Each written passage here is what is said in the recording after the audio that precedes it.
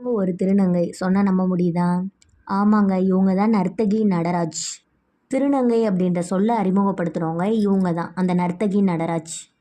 இந்த நர்த்தகி நடராஜ் பார்த்தோம்னா தமிழக அரசின் கலைமாமணி விருது, இந்திய அரசோட சாகித்ய அகாடமி விருது, இந்திய தொலைக்காட்சி அரசின் ஏ கிரேடு கலைஞர், இந்திய வெளியுறவுத்துறை அமைச்சகத்தின் சிறந்த கலைஞர், தஞ்சாவூர் பெரியார் மணியன்மை பல்கலைக்கழகத்தின் மதிப்புறு முனைவர் பட்டம் இதெல்லாம் வாங்கியிருக்காங்க ஒரு திருநங்கையராக இருந்து. வெள்ளியம்பலம் அறக்கட்டளை அப்படின்ற ஒரு அறக்கட்டளையே இவங்க நடத்திட்டு வர்றாங்க. வேற திருநங்கைகள் யாரும் சாதிக்கலையான்னு கேட்டாங்கன்னா நிறைய பேர் சாதிச்சிருக்காங்க. சேலத்தை சேர்ந்த பிரித்திகா யாசினி 2011 கணினி பாடப்பிரிவில் நல்லா ஃபஸ்ட்டில் வந்திருக்காங்க.